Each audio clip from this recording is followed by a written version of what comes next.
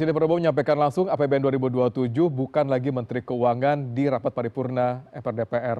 Dan dari pidato Presiden menyampaikan ada target pertumbuhan yang cukup tinggi, belanja sosial yang masif, dan perbaikan bea cukai juga menjadi sorotan di sana. Lalu bagaimana penilaian pasar, investor, dan dunia global terhadap arah yang disampaikan Presiden ini? Dan sudah hadir bersama kami Fahrul Fulvian, ekonom Trimegah Sekuritas. Selamat sore Mas Fahrul. Iya, selamat sore Mas. Mas, dari kacamata pelaku pasar sendiri, apa yang bisa ditangkap dari Presiden menyampaikan langsung Mas di depan hadapan DPR MPR tadi pagi?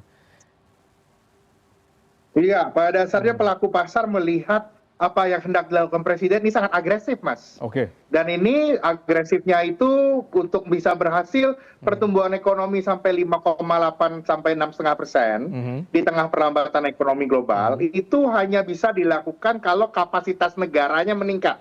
Oke. Nah, kapasitas negara baik dalam eksekusi ataupun penerimaan, dan ini pada dasarnya ini yang ada gap di sini, ada gap informasi antara kapasitas negara dan keinginan untuk tumbuh tinggi. Ini menyebabkan hari ini pasar terkoreksi. Ya. Kira-kira seperti itu. Bukannya 5,8 sampai 6,5%. Tidak mungkin. Ini mungkin dilakukan, tapi hal yang mesti dijawab oleh pemerintah setelah presentasikan PKF oleh Presiden pada hari ini, itu adalah terkait bagaimana meningkatkan state capacity. Karena untuk mencapai pertumbuhan sebesar itu tidak gampang. Ini bukannya nggak mungkin ya, tidak gampang. Baik. Bisa dilakukan, tapi kapasitas negara harus meningkat. Ini yang harus dijawab. Baik, Mas Fahrul tadi menyampaikan ada gap yang cukup besar di sana. Mungkin bisa dielaborasi, Mas, gapnya seperti apa sebenarnya menjadi kekhawatiran pelaku pasar di sini, Mas? Gap yang pertama itu terkait dengan peningkatan compliance dari perpajakan, bea cukai dan lain-lain ya. Seperti kita ketahui, rasio perpajakan kita itu belum sampai kepala 2, masih low teens ya posisinya. Ini membuat orang bertanya-tanya bagaimana strategi pembiayaan. Oke. Karena untuk mencapai pertumbuhan ekonomi yang tinggi, kita butuh sinergi antara pembiayaan sektor keuangan dan sektor real. Ini harus dibahas. Oke. Apakah dengan menaikkan perpajakan, apakah dengan menaikkan compliance, atau mungkin juga jawabannya ada dari badan ekspor yang baru saja diberikan pengumumannya oleh pemerintah. Baik. Ini harus dijawab. Karena nanti ya, begitu match antara apa yang dikomunikasikan oleh pemerintah, ada caranya untuk mencapai 5,8 sampai 6,5% ini, niscayanya pasar akan naik. Cuman at this moment, pasar masih melihat-lihat dulu, ini PR pemerintah yang harus dijawab. Kira-kira seperti itu. Baik, pasar nampaknya masih melihat-melihat dulu meskipun Presiden menyampaikan langsung terkait dengan proyeksi APBN 2027 kita akan seperti apa gitu di hadapan para anggota DPR. Kalau Anda melihat tadi kan sempat dibahas terkait dengan target yang cukup ambisius gitu ya, 5,8 hingga 6,5. Tapi kalau kita melihat tadi disampaikan juga bahwa ada porsi anggaran cukup besar untuk program-program prioritas pemerintah seperti MBG 330 triliun rupiah gitu. Anda melihatnya ini apakah cukup kredibel pasar melihatnya, Mas? Atau ini menjadi suatu yang kayak penanda bahwa itu akan sangat membebani fiskal di tengah kita benar-benar khawatir dengan fiskal kita saat ini? Nah, pada dasarnya saya lihat nih contohnya ya Mas, ada diskoneksi antara realita yang ada, data pemerintah, data APBN dengan ekspektasi pasar. Oke. Tadinya itu pasar sangat pesimis ya. Orang pada kalau kita ngobrol semuanya cerita pesimis terkait dengan pendapatan negara bulan April.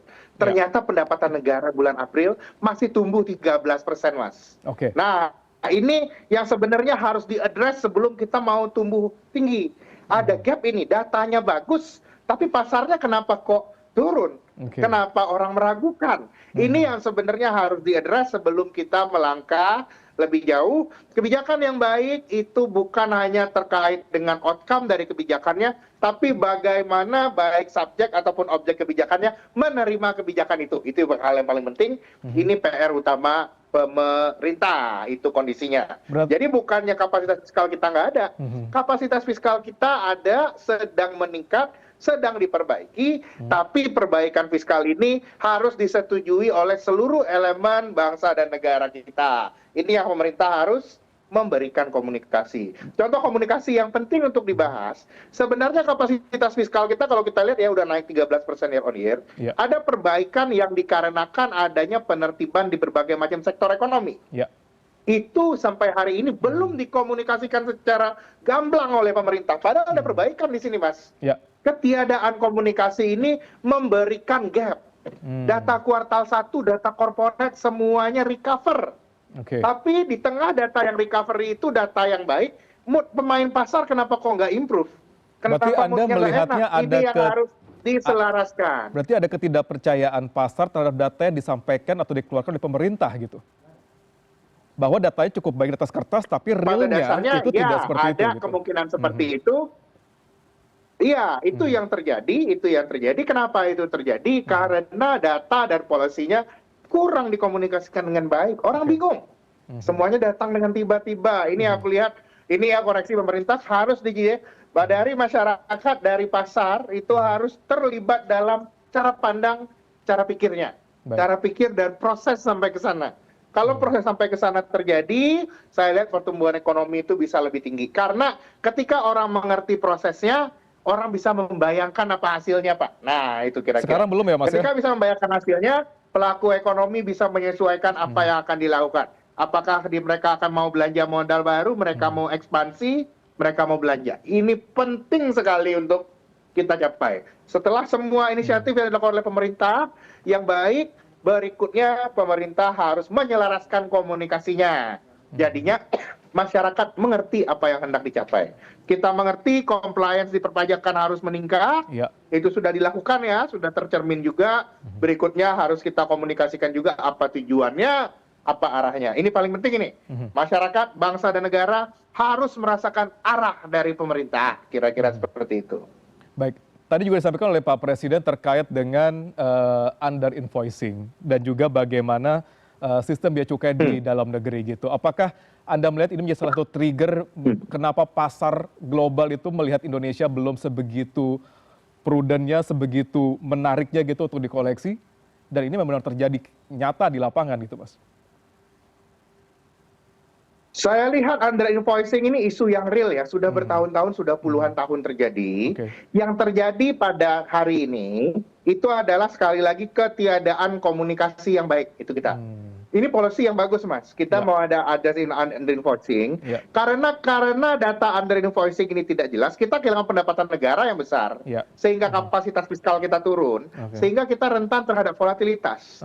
Harusnya hal yang baik untuk memperbaiki under invoicing ini harusnya diterima dengan baik oleh pasar. Ini yang terjadi saat ini itu tidak dikomunikasikan dengan clear. Ketiadaan ini yang membuat pasar turun. Selama komunikasinya tidak clear, tidak ada detail yang muncul.